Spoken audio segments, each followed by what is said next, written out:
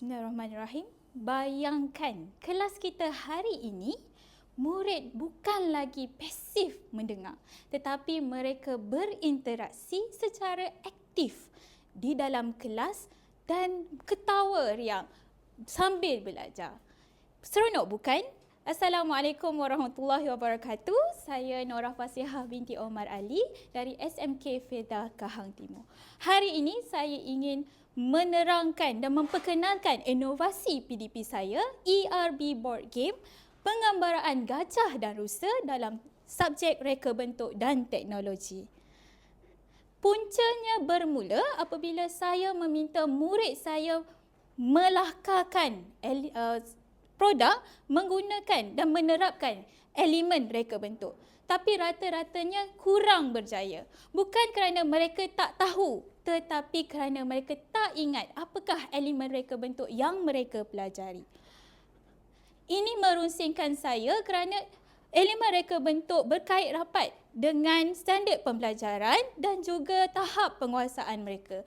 Dan elemen reka bentuk juga penting, terutamanya bagi subjek reka cipta yang mereka akan pelajari semasa tingkatan 4 dan 5. Oleh itu, pertama sekali saya memperkenalkan akronim kepada mereka, iaitu gajah rusa berlari telah sampai waktu masuk rumah, di mana setiap perkataan itu mewakili elemen reka bentuk. Mereka seronok menyebut. Jadi saya fikir lagi seronok kalau saya buat game.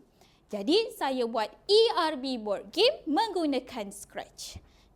Dengan ERB board game, mereka boleh mengingati elemen reka bentuk dengan hanya menekan dadu di situ, dan watak itu akan automatik pergi ke petak soalan. Dan mereka akan menjawab. Jika betul, mereka akan meneruskan permainan. Jika salah, mereka perlu menjawab sehingga betul. Kesannya sangat besar. Saya pada mulanya, sebelum saya melakukan inovasi ini, hanya 5/20 murid saya berjaya mengenal pasti elemen reka bentuk. Tapi selepas saya menggunakan inovasi ini, 20/20 murid saya berjaya mengenal pasti elemen reka bentuk.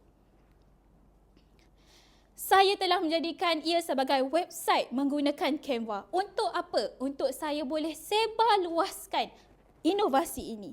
Bukan sahaja kepada guru, murid saya boleh gunakan ia di rumah sebagai latihan ulang kaji. Lagi seronok, mereka boleh buat berulang-ulang kali sehinggalah mereka berjaya. Saya telah menyebarkan menggunakan TikTok saya, WhatsApp saya dan juga Telegram. Feedbacknya sangat positif. Mereka memberikan feedback bahawa ERB board game ini seronok dan boleh digunakan dalam kelas. Saya berharap ERB board ini akan dapat disebarluaskan, digunakan oleh guru-guru, terutamanya guru-guru RBT. Bersama saya, bermain bersama, belajar bersama ERB board game.